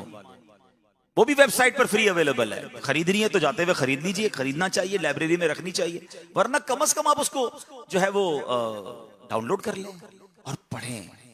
आज मैं बरकत के लिए एक उन्हीं आयतों में से एक आयत आपके सामने रखना चाहता हूं। यकीन करें ऐसे ऐसे मैसेजेस हैं, झंझोड़ के रख देते हैं। अब जो मैं आयत आज आपके सामने रखूंगा ना, उसमें कैसा पैगाम है। अल्लाह कुरान में फरमाता है, या अय्युहल्लज़ीना आमनुत्तकुल्लाह हक्क तुकातिही वला तमूतुन्ना इल्ला व अंतुम मुस्लिमून। वन ऑफ द ब्यूटीफुल आयत ऑफ कुरान पाक। क्या कमाल के जुमले हैं। अल्लाह फरमाता है, ए ईमान वालो अल्लाह से डरो जैसा कि डरने का हक है। यानी सिर्फ डरने का नहीं कहा, जो उसके लवाजमात हैं, जो उसकी इस तमाम चीजों के साथ इसको पूरा करना है। फरमाया, ए ईमान वालो अल्लाह से डरो जैसा से उससे डरने का हक है। और अगला जो जुमला है ना, अल्लाह अकबर, आयत का जो अगला हिस्सा, वला तमूतुन इल्ला व अंतुम मुस्लिमून। फरमाया, और जरूर तुम्हें मौत सिर्फ ईमान की हालत में आए, वरना नहीं मगर मुसलमान। ये तो कमाल की बात हो गई ना। ईमान वालों से बात हो रही है और उनको ही कहा जा रहा है कि मुसलमान ही मरना। भाई ईमान, हम जैसा आदमी तो समझेगा जब मुसलमान हूं तो ईमान पे तो मरूंगा, नहीं। It means there is something between life and death. कहीं भी कोई ऐसा राउंड अबाउट आ सकता है, कहीं भी कोई ऐसी बात आ सकती है कि बेशक तुम अभी ईमान वाले हो, अगर तुम्हारा ईमान जा सकता है। ये आयत पुकार पुकार कर कह रही है, we have to careful about your ईमान। यू शुड टेक योर ईमान at the time of your death and take your ईमान इन योर ग्रेव। ये कमाल की बातें हैं। सिर्फ इसकी डेंसिटी को अगर आप फील कर लेना कि अल्लाह खुद फरमा रहा है, ईमान वालों अल्लाह से डरो जैसा कि डरने का हक है। पहले इस फर्स्ट पोर्शन पे थोड़ी बात कर लें। तकवा इख्तियार करने का हुक्म दिया। क्या हम डर रहे हैं? क्या अल्लाह का खौफ है? हाँ खौफ है। आज लोगों का खौफ है। कोई देख ना ले, वालिदैन ना देख लें, दोस्त ना देख लें, बच्चे ना देख लें मैं कर क्या रहा हूं। दरवाजा बंद कर दो भाई। अरे नहीं यार, हमारे शहर में कुछ जानने वाले लोग हैं, किसी और कंट्री में चलो। We have fear in our heart but not the fear of अल्लाह सुब्हानहू व तआला। और इसकी वजह भी है, सुनिएगा। नबी पाक अलैहिस्सलाम फरमाते हैं, अल्लाह पाक से जो डरता है ना, हर चीज उससे डरती है। और जो अल्लाह के सिवा किसी से डरता है, अल्लाह उसे हर शय से खौफजदा करता है। किसी को अंधेरे से खौफ है? किसी को जनाब अकेले रहने से खौफ है, कोई जानवरों को देख के डर जाता है। क्यों? अरे रब का खौफ होता तो फिर कुछ और खौफ ना रहता। काश ये बात समझ आ जाए। आज आंखें बेपरवाह हैं, आज कान बेपरवाह हैं, आज दिल बेपरवाह है, आज जबान ख्याल ही नहीं किसी को, जो करना है किए जा रहा है। क्यों नहीं सोचते कि अल्लाह देख रहा है? मैं अकेले में जो कर रहा हूं वो भी रब देख रहा है। हराम कमाने वाले को वो देख रहा है, हराम देखने वाले को वो देख रहा है, हराम सुनने वाले को वो देख रहा है, हराम बोलने वाले को देख रहा है। इंसान अब हो ये गया है कि जमाने का खौफ है, अल्लाह का खौफ नहीं है। कुरान क्या कह रहा है? ऐ ईमान वालो, अल्लाह से डरो जैसा डरने का हक है। और उलमा कहते हैं 4 चीजें काबू हो जाए ना, तकरीबन गुनाहों से बंदा बच जाता है। आंख, कान, जबान और दिल, ये चारों पाक हो जाए ना, क्योंकि ये रास्ते हैं। ये आंख, कान और जबान actually the way to input anything in your heart. ये रास्ते हैं आपके। आप तो माशाल्लाह इस पढ़ाई को समझते हैं कि कुछ देखकर बंदा सीखता है, कुछ सुनकर सीखता है, कुछ बोलकर सीखता है। सीखने से मुराद क्या है? दिल में करार पकड़ता है। It means these are the gateways to enter in your brain और इन योर हार्ट। ये तो आप साइंटिफिकली अब जानते हैं। तो इसका मतलब ये हुआ कि अगर ये गेटवे नापाक हैं, अगर ये रास्तों से हराम जा रहा है, आंखें हराम देख रही हैं, कान हराम देख रहे हैं, जबान हराम बोल रही है, तो एंड ऑफ द डे आपका दिल क्या बन रहा है? हराम की आमाजगाह बन रहा है। आपका ब्रेन क्या बन रहा है? आपके थॉट्स क्या बन रहे हैं? वो हराम गंदी बातें सोच रहे हैं, बिकॉज आप सुन रहे हैं बुरा, आप देख रहे हैं बुरा, आप बोल रहे हैं बुरा। ये इंपैक्ट करता है। और जो पढ़े लिखे लोग हैं उनको पता है कि जो बुरा सुनता है कहीं ना कहीं वो बुरा बोलता भी है। इसको इस तरह समझिए कि जो बहरा होता है वो गूंगा भी होता है। हालांकि वो उसकी जबान बोल सकती है, लेकिन चूंकि वो सुन नहीं पा रहा तो उसको बोलना ही नहीं आ रहा। समझ आ रही है बात? अगर सुनता तो अल्फाज बनते ना, सुन ही नहीं पा रहा, उसकी समात ही ब्लॉक है। He can't speak. Whenever you give him any equipment, कोई भी आला लगा दे जिससे वो सुनने लगे, वो बोलने लग जाएगा। इसका मतलब जबान ठीक थी, मगर चूंकि इनपुट नहीं आ रहा था। तो अब बड़ी गहरी बात करने जा रहा हूं। बुरा सुनेगा तो क्या निकलेगा? बुरा निकलेगा ना। अच्छा सुनेगा, अच्छा निकलेगा। अच्छा, एक और इसमें बात बड़ी गहरी उलमा ने कही। बर्तन में जो होता है ना, वो छलकता है। मिसाल के तौर पे यहाँ कोई भाई अभी आ जाएं और उनके हाथ में एक बड़ा सा बाल्टी हो या पतीला हो, बाउल हो, प्याला हो, और उसमें दूध भरा हुआ हो, और उसको अचानक ठोकर लग जाए, तो क्या गिरेगा? दूध गिरेगा ना। और कोई डस्टबिन लेकर आ रहा है, कचरा लेकर, और उसको ठोकर लगे, तो क्या निकलेगा? कचरा निकलेगा। समझ आ रही बात? सिंपल। हमारा दिल एक बर्तन की मानिंद है। इसमें अच्छा भरेंगे तो झटका लगने पर अच्छा निकलेगा, और बुरा भरेंगे तो झटका निकलने पर बुरा निकलेगा। आपको पता है एक झटका लगने वाला है, और वो मौत का झटका है। हाँ, सकरात की तकलीफ आसान नहीं है। और सकरात के वक्त हमारी तमन्ना क्या है? हदीस पाक का मजमून है कि जिसकी जबान पर आखिरी कलमा, मरने से पहले आखिरी कलमा ला इलाहा इल्लल्लाह मुहम्मदुर रसूलुल्लाह होगा, हदीस का मजमून है, वो जन्नत में जाएगा। हम सबकी तमन्ना है ना कि मरते वक्त क्या चाहिए? कलमा पढ़ना है ना। अब जरा लॉजिकली समझिएगा बात। जो गंदी सोहबतों में बैठते हैं, जो बुरा देख रहे हैं, जो बुरा सुन रहे हैं, you are getting input bad things in your heart. अब मैं आपको इसको लॉजिकली समझाता हूं। पहले एक वाकया सुनाता हूं, फिर लॉजिकली समझाता हूं। एक शख्स था, एक बादशाह के पास आया, कहता है मैं बहुत सारी जबानों का एक्सपर्ट हूं। Nobody can find me that in which is the my mother tongue. मेरी मादरी जबान कौन सी है, कोई नहीं पहचान सकता, मैं हर जबान का माहिर हूं। बादशाह ने कहा अच्छा अभी पहचान लेते हैं। उससे बात की, अरबी में भी फरफर बोलने लगा। मिसाल दे रहा हूं, उसने जो फारसी, जो जबान उसके सामने बोलते हैं, अंग्रेजी, वो सब जबानों को ऐसे बोलता जैसे उसकी अपनी जबान है। अच्छा, हैरान हो गया कि वाकई इसकी अपनी जबान कौन सी है। तो बादशाह ने ऐलान किया कि कोई इसकी अपनी जबान, मादरी जबान मुझे ढूंढकर बता दे, मैं उसको इनाम दूंगा।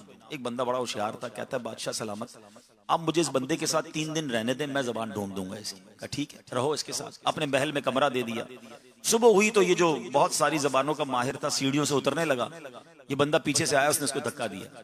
वो पहले कलाबाजी खा के गिरा और गिरते ही उठकर इसने इसको बुरा भला कहना शुरू किया, गालियां देना शुरू की। जिस जबान में बुरा भला कहा ना, उसने कहा बादशाह सलामत ये इसकी जबान है। तो कहा कैसे पहचाना? कहा जब झटका लगता है तो असल बाहर आता है। हाँ, ये बात बड़ी गहरी है। अच्छा, आप कहें यार ये तो कहानियों की बात है, चलो मैं आपको आपकी जिंदगी की मिसाल दे देता हूँ, हम सबकी जिंदगी की मिसाल देता हूँ। अब मिसाल के तौर पे आप कभी ट्रैवल कर रहे हैं, स्कूटर पे, गाड़ी में, रिक्शे में, या रोड क्रॉस कर रहे हैं। जिंदगी में बहुत बार ऐसा होता है ना, आप ट्रैवल करते अचानक कोई झटका लगता है, कोई एक्सीडेंट से आप बचते हैं, गाड़ी आगे से गुजरती है, आपको ब्रेक लगाना पड़ता है, आप रुक जाते हैं या आप गिरते गिरते बचते हैं। बताओ जबान से क्या निकलता है? अब देखें किसकी जबान से क्या निकलता है। झटका लगा, माशाल्लाह कुछ लोग होते हैं उनकी ऐसी हालत में भी जबान से निकलता है ला इलाहा इल्लल्लाह, या अल्लाह, या रसूल अल्लाह, या गौस पाक, निकलता है। मगर आपने देखा होगा कुछ लोगों का ऐसी वक्त गालियां निकलती हैं जबान से। सुना होगा ना, कानों में आई होगी ऐसी आवाजें हैं। मैं दोहरा तो नहीं सकता क्या क्या निकलता है। जरा मोटरसाइकिल ब्रेक लगाएं, रोड पे क्या हो रहा होता है? झटका लगा, गाली गलोच, माँ बहन पता नहीं क्या क्या कर रहे होते हैं। फर्क देख लो, अंदर जो भरा था, झटका लगा वही बाहर निकला। अगर ये हराम देखते रहे, हराम सुनते रहे, हराम चीजों पर अमल करते रहे, कहीं मरते वक्त जब मौत का झटका लगे, कहीं कुफर ना निकल जाए, कहीं गाली ना निकल जाए। एक और मैं आपको हदीस सुना देता हूं, अल्लाह अकबर। ऐसी हदीस है कि वो हिला देती है। अल्लाह के हबीब अलैहिस्सलातु वस्सलाम फरमाते हैं कि बंदा जब दुनिया से जिस हालत में जाता है, सुनो, नबी करीम अलैहिस्सलातु वस्सलाम फरमाते हैं इन्नमल अमालु बिल खवातीन, अमाल का दारो मदार अंजाम पर है। हमने इन्नमल अमालु बिन नियात हदीस तो सुनी है ना, ये हदीस भी याद करना कि अमाल का दारो मदार खात्मों पर है। अगर खात्मा ही बेईमान वाला हो गया तो ना हज काम आएगा, ना उम्रे, ना नमाज, ना ज़कात, ना रोजे। ईमान जरूरी है। और आका फरमाते हैं कि बंदा जिस हाल में मरता है ना, हदीस का खुलासा उसी हाल में उठाया जाएगा। अब ये सोच लीजिए, अगर मैं और आप चाहते हैं ना कि मौत अच्छी हालत में आए, शराब पीने वाले को अगर शराब की हालत में मौत आ गई तो नशे की हालत में पॉसिबल तो है ना? क्या है किसी के पास authority that whenever the angel of death will come towards you and you ask him please do not take my soul because I am in the state of intoxicant, मैं इस वक्त तो नशे में हूं, मेरी रूह क्यों कब्ज कर रहे हो? क्या आपके पास ये इख्तियार है? We have no power. एक सेकंड आगे पीछे हम नहीं कर सकते। सेकंड तो छोड़े, हम जगह भी आगे पीछे नहीं कर सकते। जिधर मौत लिखी है उधर आनी है। जुआ खेलने वाला जुए के खेलते खेलते मर गया तो बदकारी करने वाला बदकारी करते करते मर गया। माँ बाप को सताने वाला माँ बाप को सताते सताते मर गया। लोगों के साथ बुरे बर्ताव करने वाला, दिल तोड़ने वाला, मादअल्लाह चोरी करने वाला, अगर उस स्टेट में, उस हालत में मरा तो उठेगा किस हालत में? कभी सोचा आपने? है मेरे प्यारे इस्लामी भाइयों, ये बड़ी अहम बात है। मौत किसी वक्त भी आ सकती है। मैं अभी 4-5 दिन पुरानी बात है, न्यू कराची के औरंगी टाउन के एक इलाके में गया। 27 साल का नौजवान, कोई बीमारी नहीं, कोई प्रॉब्लम नहीं, कभी कोई हिस्ट्री नहीं है बीमारी की। रात सोया है और सुबह उठा ही नहीं। आगाह अपनी मौत से कोई बशर नहीं, सामान 100 बरस का है, पल की खबर नहीं। आपको पता है हम अपनी जगह भी चेंज नहीं कर सकेंगे, जिधर मरना होगा ना उधर ही जाएंगे। वो वाकया है ना हजरत सुलेमान अलैहिस्सलाम के दौर का है। अब तो अल्लाह के नबी है। आपका एक दोस्त आपके साथ ही बैठा था, तो मलकुल मौत, द एंजल ऑफ डेथ, उनके दरबार में आए और एक बंदे को गौर से देखने लगे। जब वो चले गए तो हजरत सुलेमान ने उस बंदे को बताया ये मलकुल मौत थे जो तुम्हें घूर के देख रहे थे। हजरत लगता है मेरी रूह कब्ज करने का टाइम आ गया, मुझे अभी मरना नहीं है। आप ऐसा करें, आपकी तो हवाओं पर हुकूमत है, हवाओं को हुक्म दे मुझे इधर से उठा के हिंद ले जाए। अब मिस्र में वो थे गालिबन, अब मैं हिंद ले जाए। आप अल्लाह के नबी थे, दुआ की हवा उड़ा के ले गई। थोड़े दिनों बाद मलकुल मौत फिर आए तो आपने कहा वो तुम मेरे दोस्त को क्यों ऐसे देख रहे थे? कहा हजरत मैं कंफ्यूज ये था, हैरान ये था कि मेरे पास ये लिखा हुआ था कि कुछ देर के बाद इस बंदे की रूह मैंने इंडिया में कब्ज करनी है। बैठा आपके पास था। अल्लाह अकबर, बात समझ आई? उधर पहुंचता है बंदा जहां उसकी रूह कब्ज होनी है, जब उसका वक्त पूरा होना है। अब मैं बड़ा लॉजिकली क्वेश्चन करने जा रहा हूं। हम सब की तमन्ना है कि सजदे में मौत आए, वजू की हालत में मौत आए, तिलावत करते हुए मौत आए, अल्लाह करे कोई नेकी का काम करते हुए, कलमा पढ़ते हुए, दुरूद पढ़ते हुए मौत आए। आजकल तो सोशल मीडिया पे कुछ ऐसी वीडियोस आ भी जाती हैं कि लोग नमाज पढ़ते पढ़ते चले जाते हैं, कितने खुश नसीब सजदे में चले जाते हैं, जाना तो है ना, कोई तिलावत करते करते चला जाता है। लेकिन मैं अब आपसे एक सवाल करना चाहता हूँ, तमन्ना हम सबकी यही है कि अच्छी मौत चाहते हैं, ठीक है, कुरान भी यही कह रहा है, मत मरना मगर मुसलमान। लेकिन सवाल ये है किसका चांस ज्यादा है अच्छी मौत का? उसका कि जो एक टाइम की नमाज नहीं पढ़ता, जो पूरा दिन मस्जिद में नहीं जाता, जो मादल्ला फिल्में ड्रामे देखता है, गाने बाजे सुनता है, बेहयाई की बातें करता है, हराम रोजी कमाता है, बुरे दोस्तों में बैठता है, जुआ खेलता है, जो भी बुरे काम है, पूरा दिन काम गलत कर रहा है, और इसी दौरान मौत आएगी ना, तो it means he have more bad chance. उसका तो चांस ज्यादा है कि वो बुरी मौत जो है वो उसको आ जाए। और किसके चांस ज्यादा है अच्छी मौत के? जो 5 वक्त बाजमात नमाज पढ़ रहा है, जो रोजाना दुरूद पाक पढ़ रहा है, रोजाना तिलावत कर रहा है, रोजी भी कमा रहा है तो हलाल कमा रहा है, अखलाक से पेश आ रहा है, लोगों से मोहब्बत से मिल रहा है, माँ बाप का अदब कर रहा है। भाई मौत तो आनी है, लेकिन किसी अच्छे काम के दौरान ही आएगी ना। तो एक जुमला आज याद कर लें, जिस हालत में मरना नहीं चाहते ना, वो काम करना छोड़ दो, क्योंकि मलकुल मौत को तो नहीं रोक सकेंगे ना। So we have to decide कि मैं जो भी काम करने जा रहा हूं और डर लगे कि यार इस हालत में मरना नहीं है, तो फिर वो काम ही मत करना, क्योंकि अगर उसी वक्त मौत आ गई ना, तो ये हदीस याद रखिएगा कि बंदा जिस हालत में मरेगा उसी हालत में उठाया जाएगा। हमारी तो तमन्ना है, ए अल्लाह फैजान मदीना में बैठे हैं कि जब हमारा आखिरी वक्त आए ना, हमें मदीने पहुंचा देना। गुनाहगार जरूर है मालिक, मगर दिल की तमन्ना सबसे बड़ी यही है कि आखिरी वक्त वहीं गुजरे, आखिरी नमाज भी वहीं पढ़ें। ए काश गुंबद खजरा की छांव में खड़े हों और आका के जलवों में हम सब का दम निकल जाए। नज्म की ए खुदा आरज़ू है यही, आशिके जार की आबरू है यही, मौत के वक्त सर उनके कदमों में हो, दीद होती रहे, दम निकलता रहे। तो है मेरे प्यारे इस्लामी भाइयों, तकवा इख्तियार करना है, अल्लाह का खौफ दिल में पैदा करें। और ये अल्लाह का खौफ पता है कैसे पैदा होगा? ये अच्छी सोहबतों से पैदा होगा। ये जो आदतें होती है ना, हैबिट्स, ये सोहबत से मिलती है। आप बेशरम के साथ बैठना शुरू कर दें, थोड़े दिनों में आपकी शर्म का जनाजा निकल जाएगा। आप बाहया के साथ बैठें, आप बाहया हो जाएंगे। आप बेखौफ के साथ बैठें, आप बेखौफ हो जाएंगे। आप खौफे खुदा वाले के साथ बैठें, आपके दिल पर रिफ्लेक्शन आना शुरू होगा। इश्क रसूल चाहिए, लोग कहते हैं यार इश्क रसूल कैसे बढ़ेगा, आंखों से आंसू कैसे बहे, हमें मदीने की याद में रोना नहीं आता। आप ऐसे दोस्त बना लो जिनका मदीने की याद करते हैं आंखों में आंसू आ जाते हैं, जो सरकार के इश्क में रोते हैं, उनकी बातें सुने, आप पर इम्पैक्ट आना शुरू हो जाएगा। मशहूर बात है ना खरबूजे को देखकर, खरबूजा रंग सोबत असर लाती है। अब आपकी मर्जी, आपने कंपनी कौन सी इख्तियार की है। तो अगर आपने खौफे खुदा पैदा करना है तो अच्छा माहौल अपनाइए। अल्लाह की रहमत से दावत इस्लामी का माहौल है कि जहां हम आते हैं तो यकीन करें आते ही दिल का रंग बदलने लगा। हम गुनाहगार हैं, हमें भी पता है, बड़ी गुफलतें हैं। ये फैजान मदीना की जो फजा है, आओ दिल का रंग बदलने लग जाता है। अल्लाह के वली अमीर अहले सुन्नत को देखते हैं, दिल का शर्म आने, अपने आप से शर्म आने लग जाती है। ऐसे ऐसे नेक लोगों को देखते। कल मैं मदनी मुज़ाकरा में मीरपुर खास में था, तो कल मदनी मुज़ाकरे में एक मंजर दिखाया गया तहज्जुद के नमाजों का। आप भी यही होंगे जिन्होंने देखा होगा। मैं सोचने लगा, या अल्लाह तेरी मुझ पर कितनी बड़ी मेहरबानी है कि मुझ जैसे गुनाहगार को ऐसा माहौल दे दिया कि हजारों लोग तहज्जुद पढ़ रहे हैं, बच्चे तहज्जुद पढ़ रहे हैं। और कैसे कैसे छोटे छोटे गांवों के नाम थे, मैं देख रहा था, छोटी छोटी मस्जिदें थी, छोटे छोटे शहर थे और तहज्जुद की जमातें हो रही हैं। आप सोचें, वी आर विद देम। मैं उस माहौल में हूं, उन लोगों में हूं जो तहज्जुद पढ़ रहे हैं। अच्छा, ये जितने लोग तहज्जुद पढ़ने वाले थे, इनको अपने नाम की भी परवाह नहीं थी। इनको थोड़ी पता था कि इनकी वीडियो चल जाएगी मदनी चैनल पर। वो तो पढ़ रहे थे बेचारे, छोटे छोटे गांव गोठों में पढ़ रहे हैं। जब ऐसे प्यारे माहौल में मैं हूंगा, मैं गुनाहगार हूं, मैं खताकार हूं, मुझे पता है, मगर साथी इनका हूं ना।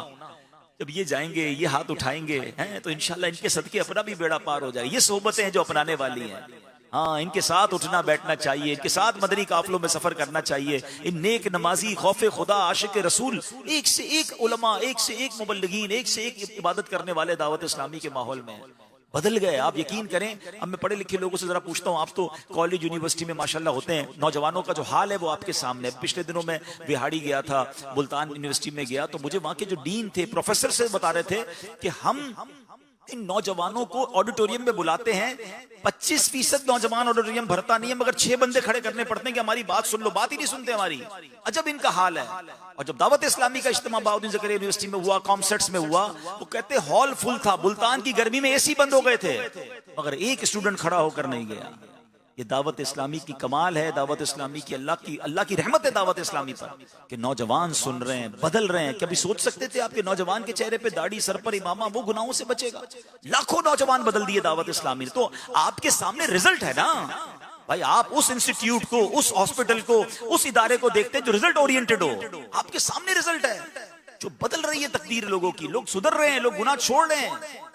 तो आप भी और मैं भी इस माहौल से जुड़े रहें और as a teacher please be a part of Dawat Islami. आप हमारे रिप्रेजेंटेटिव बनिए। आप अपने स्टूडेंट्स को दावत इस्लामी के माहौल की बरकतें बताएं। जो बातें मैंने आज आपको अर्ज की हैं कि कुरान से जोड़ें, हदीस से जोड़ें, उलमा से जोड़ें। आजकल तो ये प्लान किया गया है कि किसी तरह लोगों को उलमा से दूर कर दिया जाए, दीनदार लोगों से दूर कर दिया जाए। देखिए, याद रखिएगा, पहले जड़ काटी जाती है, फिर आखिर में जाकर वो पूरी फसल बर्बाद की जाती है। ये शाखों को काट कर फिर जड़ की तरफ आ रहे हैं। पहले कहेंगे उलमा को ना सुनो, फिर कहेंगे साहबा की अहमियत नहीं है, औलिया की अहमियत नहीं है, और एक वक्त आएगा ये दीन से दूर कर देंगे इस उम्मत को। ये प्लान है। ये हमारी जिम्मेदारी है कि हम समझाएं कि दीन सीखो, आशिकाने रसूल उलमा से सीखना है, ऑथेंटिकेट उलमा से सीखना है। क्या यूनिवर्सिटी की पढ़ाई में किसी मोची से कर सकता हूं? क्या मैं जनाब किसी कसाई के पास जाकर यूनिवर्सिटी की डिग्री हासिल कर सकता हूं? नहीं। आप कहेंगे प्रॉपर आपको प्रोफेसर के पास आना होगा, प्रॉपर क्लासेस लेनी होंगी। जब दीन का, दुनिया का इल्म प्रॉपर बाकायदा हासिल करना जरूरी है, तो दीन का इल्म क्या हर कोई सिखाएगा और हम कंफ्यूज होते रहेंगे? ये प्लान है। कुरान कहता है मत मरना मगर मुसलमान। इट मींस कुछ लोग तुम्हें डिट्रैक्ट करने की कोशिश करेंगे, तुम्हारा ईमान छीनने की कोशिश करेंगे। तो ईमान वाले तो हो गए हो, मगर बी केयरफुल अबाउट योर ईमान। और देखिए हमारे असलाफ कैसे केयरफुल थे, बल्कि दुआएं करते थे। खुद अल्लाह के नबी अलैहिस्सलाम की दुआ है, या मुक़ल्लिबल क़ुलूब सब्बित क़ल्बी अला दीनिका। ऐ दिलों को फेरने वाले, मेरे दिल को अपने दीन पर साबित कदमी अता फरमा। कौन कर रहा है दुआ? जिसके सदके हमें ईमान मिला है। तेरे सदके में आका सारे जहान को दीन मिला, वो आका दुआ कर रहे हैं। क्यों? मेरी और आपकी तालीम के लिए। देखो दिल बदलता है, डिट्रैक्ट मत हो जाना। गौसे पाक शेख अब्दुल कादिर जिलानी, जिनका महीना चल रहा है ना, शेख अब्दुल कादिर जिलानी वलियों के सरदार है। और पता क्या कहते हैं? आज ईद का दिन है, ईद का दिन है।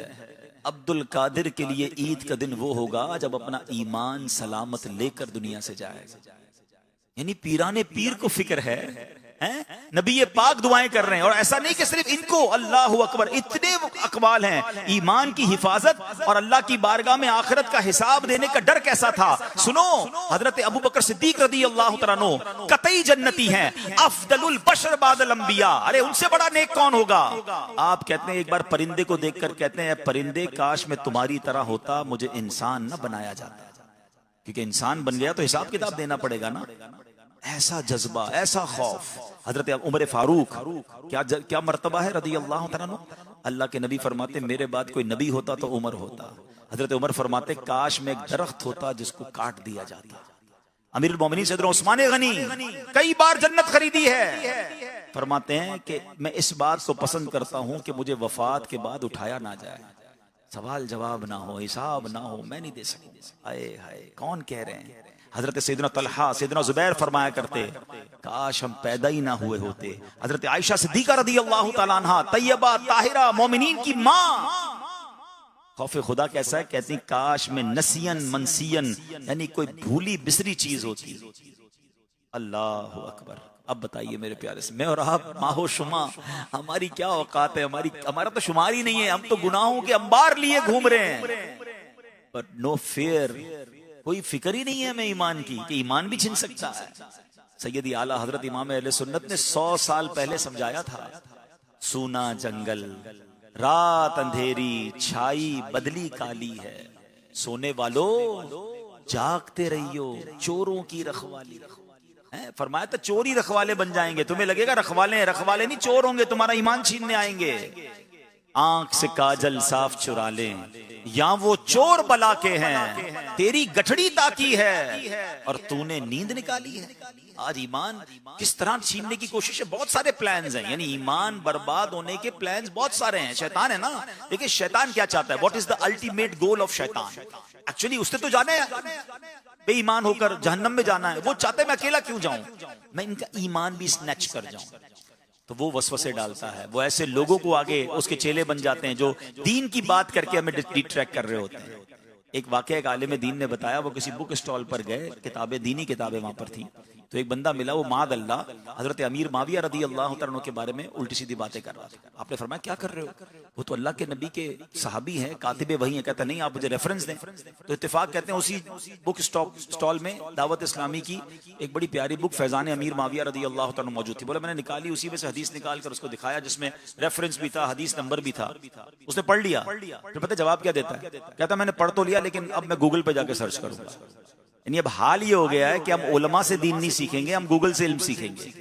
हम इंटरनेट से सारी चीजें सीखना चाहते हैं, तो फिर जनाब यूनिवर्सिटियां भी बंद कर दें, क्या जरूरत है उस्तादों की, हैं? सारे प्रोफेसर फारिग कर दें, सबको कहें सर्च करें, कर लें पीएचडी, सर्च करें, बन जाए डॉक्टर, और फिर उस सर्चिंग डॉक्टर से ऑपरेशन भी करवा के दिखाइएगा कि वो फिर क्या हाल करेगा जिसने इंटरनेट से डॉक्टरी ली होगी। उससे इलाज नहीं करवाएंगे, नहीं नहीं भाई इसने कोई प्रैक्टिस नहीं की है, लेकिन दीन उससे सीख लेंगे जिसने इंटरनेट से दीन सीखा हुआ है। अब फर्क देखिए, इतना मजलूम कर दिया हमने दीन को, और किस राह पर चल पड़े हम। उलमाए किराम की सोहबत देखिए, हमारे असलाफ ने हदीसें कैसे सीखी, एक एक हदीस सीखने के लिए 6-6 महीने का सफर किया है। और आज जनाब माद अल्लाह अब तो ये हाल हो गया। मैंने कहा ना कि साजिशें, अरबी इबारत आई और कुरान नीचे लिखा, हमें तो कुरान आता नहीं, हमने इसको फॉरवर्ड करना शुरू कर दिया, बाद में पता चला आयत ही नहीं थी कुरान की। अगर कोई कुरान की आयत नहीं थी और आपने कुरान समझकर उसे फॉरवर्ड किया या कहा, यह अल्लाह पर झूठ बांधने के मुतरादिफ है। कोई हदीस नहीं है और आप उसको हदीस कहकर बयान कर रहे हैं, वो नबी पाक पर झूठ बांधने के मुतरादिफ है। और आज सोशल मीडिया का जमाना है, प्लान किया जा रहा है, फिर ऐसे चुटकुले हैं, ऐसे कॉमेडी शोज हैं, ऐसे जुमले हैं, ऐसे गाने हैं जिसमें कुफरिया कलमात डाल दिए कि किसी तरह ईमान स्नैच कर लिया जाए। खुदा के वास्ते, the most precious thing which you have in your life, it's your ईमान। इससे बढ़कर तो कोई कीमती चीज नहीं है ना। गाड़ी की हिफाजत, मोबाइल की हिफाजत, बच्चों, फैमिली, कारोबार, सबकी हिफाजत की फिक्र है। सच बताओ, सबसे ज्यादा हिफाजत की फिक्र किसकी होनी चाहिए थी? ईमान की। मैं नहीं कह रहा, कुरान कह रहा है, वला तमूतुन्ना इल्ला व अंतुम मुस्लिमून। मरना नहीं अगर मुसलमान, इस हाल में मरना के मुसलमान होना। तो प्लीज अच्छी सोहबत ये ईमान की हिफाजत करती है। हर चीज को सुनना, हर चीज को देखना, फिर कंफ्यूज हो जाना, ये ना किया करें। उलमाए किराम अच्छा माहौल, अच्छे मुफ्तियाने किराम को सेलेक्ट कर लें, फिर उन्हीं का दामन थाम लें, यक दरगीर मुहकम की। बहरहाल अल्लाह करीम मुझे भी और आपको भी कुरान पर अमल करने की तौफीक अता फरमाए, हमारे ईमानों की हिफाजत फरमाए। अल्लाह हमें बुरे वसवसों से बचाए, मुरी बौझ से बचाए, अपना हकीकी खौफ नसीब फरमाए। अल्लाह करे कि हमारी खलवतें भी अच्छी हो जाएं, हमारी जलवतें भी अच्छी हो जाएं। हम लोगों के सामने तो बड़े नेक हैं, अल्लाह करे अकेले में भी नेक हो जाए। आपको पता है अल्लाह को बड़ा पसंद है वो बंदा जो अकेले में रब को याद करे, अकेले में उसका खौफ करे, उसके आंसू बहे। हदीस पाक में आता है जिसका मजमून है कि कयामत के दिन अल्लाह के अर्श का साया जिन खुश नसीबों को मिलेगा ना, उनमें एक बंदा वो होगा जो तन्हाई में रब को याद करे और उसकी आंखों से आंसू बह निकले। तो कभी कभी ऐसा किया करो, तहज्जुद में अकेले, घर वालों को भी ना बताया करें, बस मैं हूं और मेरा रब, मैं उससे बातें करूं, अपने दिल की बातें करूं, आंसू बहाऊं, अपने गुनाहों पर माफी मांगू। खुदा की कसम जो सुकून मिलता है ना अल्लाह से अकेले में बातें करें। हम महफिल में बाज़ औक़ात रो पड़ते हैं, इज्तिमा में आंसू निकल आते हैं, दुआ होती है तो कभी कभी रिक्कत, अच्छी बात है, लेकिन क्या अकेले में ऐसा हुआ कभी? ये आदत बनाइए और यकीन करें जो प्रॉब्लम है आपका, जो मुश्किल है, अकेले में अल्लाह से बात तो करके देखो। एक एग्जाम्पल दूं, तसल्ली मिलेगी आपको। कभी कभी ऐसा हुआ होगा जिंदगी में कि जब आप किसी परेशानी में होंगे, प्रॉब्लम में होंगे, रात को नींद नहीं आ रही होगी, आप उठकर अपनी माँ के पास गए होंगे और वालदा से कहा होगा अम्मी बड़ा परेशान हूँ, बड़ा दुखी हूँ। माँ ने क्या किया? करवट बदल कर सो गई कि बेटा तू जान, तेरा काम जाने। माँ भी उठ गई, माँ ने सीने लगाया, तसल्ली दी, दुआएं दी। ये माँ करती है ना। मेरी माँ के दिल में ममता डालने वाला कौन है? जब मैं नींद से उठकर उसके पास जाऊंगा और आंसू बहाऊंगा कि मौला परेशान हूं, अल्लाह बीमार हूं, ए रब कर्जे में डूब गया हूं, ए अल्लाह फला फैमिली प्रॉब्लम है, अल्लाह फला इशू है, मेरा मसला हल नहीं हो रहा, मैं थक गया, अल्लाह तेरे पास आया हूं। सच बताओ क्या वो अपने दरबार से दूर कर देगा? वो ऐसे मदद करेगा, वो ऐसे तसल्ली अता फरमाएगा कि आपकी सोच है।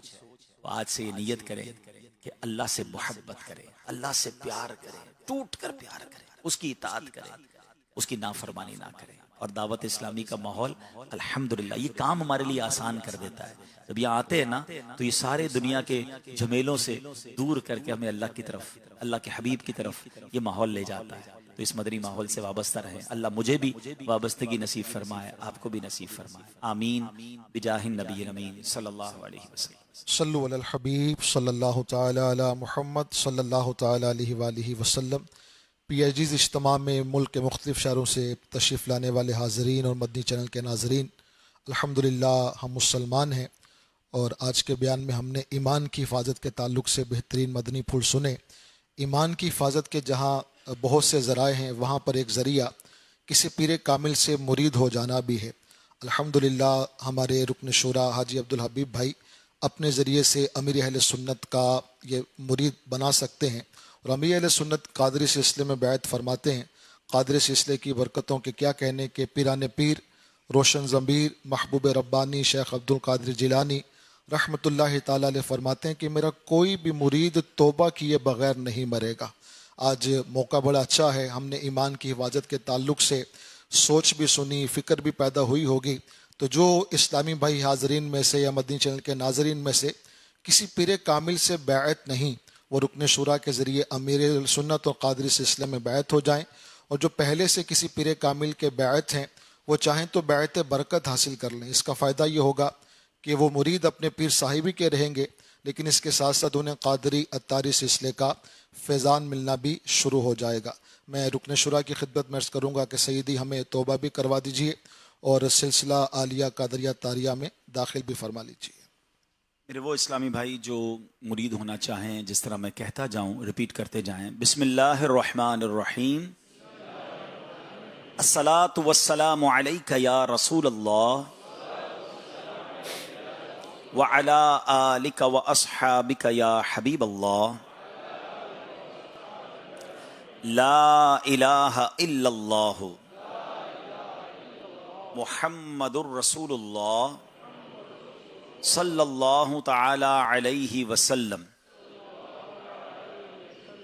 तौबा करता हूँ मैं अपने तमाम पिछले गुनाहों से और वादा करता हूँ मैं कि आइंदा शरीअत पर चलूँगा, बद मज़हबों और बुरे लोगों की सोहबत से बचता रहूँगा, नमाज रोज़े की पाबंदी करता रहूँगा, वालिदैन की नाफरमानी, झूठ, गीबत, चुगली, वादा खिलाफ़ी, गाली गलोच, फिल्में ड्रामे, गाने बाजे, बेपर्दगी वग़ैरह वग़ैरह गुनाहों से बचता रहूँगा। ऐ अल्लाह मेरी इस तौबा को कबूल फरमा और मुझे मेरे वादे पर साबित कदम रख। मुरीद होता हूँ मैं ख़ानदाने आलीशान क़ादरिया रज़विया अत्तारिया में। मैंने अपना हाथ आपके ज़रिए से शेख तरीक़त अमीर अहले सुन्नत के हाथ में दिया और उनके ज़रिए सरकारे बगदाद हुजूरे गौसे पाक शेख अब्दुल कादिर जीलानी रहमतुल्लाहि ताला अलैह के हाथ में दिया। ऐ अल्लाह मुझे जनाबे गौसे आज़म के मुरीदों में कबूल फरमा और कल क़यामत में गौसे पाक के ग़ुलामों में उठा। सलातु वस्सलामु अलैका या नबी अल्लाह व अला आलिका व अस्हाबिका या नूर अल्लाह। अब मदनी चैनल के नाजरीन हम आपसे इजाज़त चाहेंगे। यहाँ इंशाअल्लाह हमारे कुछ क्वेश्चन आंसर सेशन होंगे। मदनी चैनल देखते रहिए। सल्लू अलल हबीब सल्लल्लाहु ताला अला मुहम्मद सल्लल्लाहु अलैहि। वीडियो देखने का शुक्रिया। अगर आप चैनल पर नए हैं तो सब्सक्राइब कर लें और साथ ही साथ बेल आइकन पर भी क्लिक कर दें ताकि यूट्यूब हमारी हर वीडियो का नोटिफिकेशन सबसे पहले आपको भेज दे। जज़ाकल्लाह।